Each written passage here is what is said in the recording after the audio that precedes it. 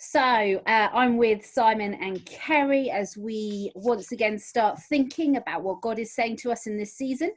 This is now September, and we've been in this kind of strange scenario for over 6 months now.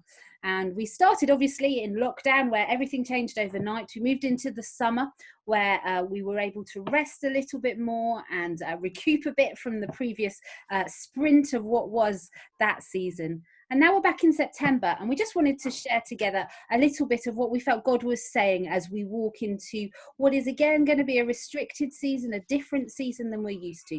But we just wanted to tap into, really encourage each other that God's still speaking and still at work. So Ceri, why don't you kick us off and share a little bit about what God's been saying to you? Yeah, I think in this season, what I'm just hearing God repeat repeatedly is, let God be God. Actually, seasons like this, in essence, we're waiting for life to begin. It can feel like to go our normal, to come back. But actually, I think seasons like this remind us actually, ultimately, we're not in control. And ultimately, God is in control. So the fact that God is still God, which means he's good and he's sovereign, means that actually there's an element in which we can find peace in that. Because whatever else is changing around us, that fundamental truth that God is still God and we need to let God be God is there right at the heart of it. And I just think as well, I hear God talking a lot about the opportunities of this season.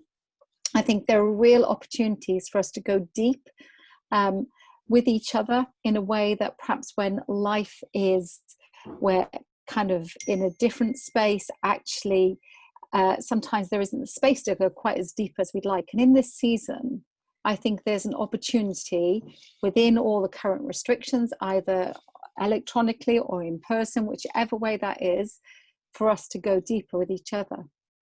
Brilliant. I mean, letting go of control has been one of the biggest challenges I've come across again and again in myself and in others. And to once again affirm as September hits, God is God. He's got us. It's so important. And Simon, for you, what's kind of God saying about what the next season holds for us?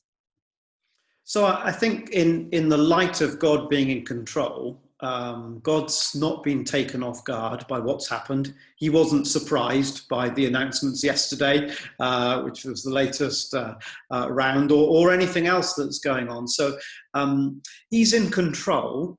And I think there's a sense in which, and we were chatting with some of the community leaders last week about this, that we need to try and move away from being in survival mode, which is our immediate reaction back in April, May, June. We're clinging on because soon it will be over.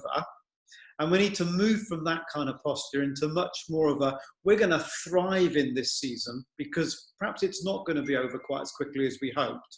And so rather than just clinging on through the winter, hoping for a better year next year, what are those opportunities? And that make the most of every opportunity, Paul wrote to the Ephesians, because the days are evil or because the days are troublesome.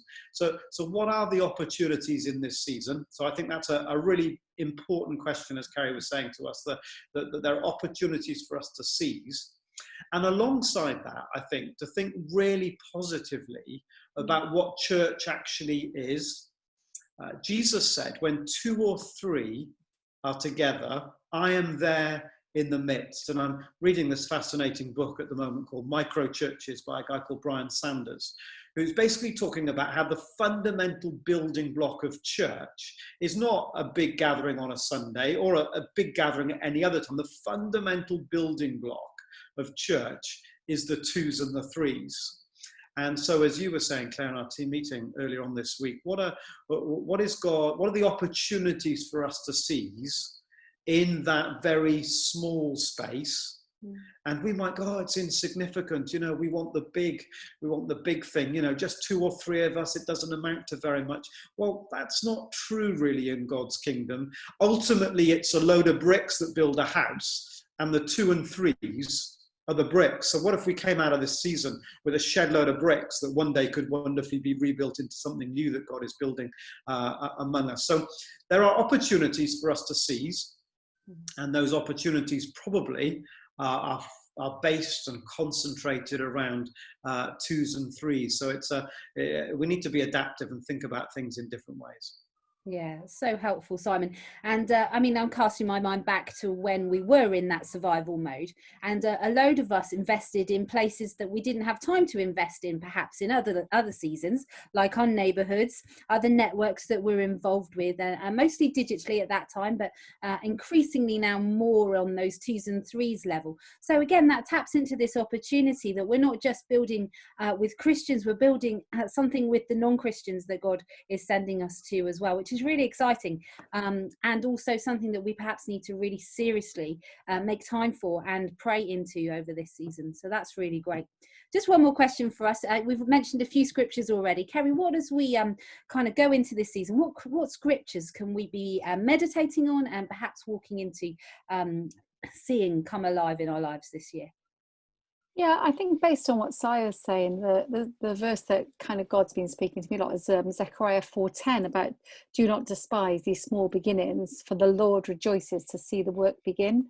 And actually, what we can do in this season might not seem what we'd want to do, but actually every small step is a beginning. And actually for us to celebrate those with Father, rather than just be lamenting what we can't do, celebrating every small step and seeing God's hand and God still building his kingdom, because God is still God. Amen. Amen. So much encouragement there. We'd love you to comment upon this, perhaps on the comment section. Certainly listen to it again and just ask God, what are you saying to me in this season? Having heard what we've been discussing, is there something here that I need to grasp hold of? Is there something that I need to be doing this week to take that seriously? So thanks, guys. That was really great. And we'd love to hear from anybody, their response to this. That would be great.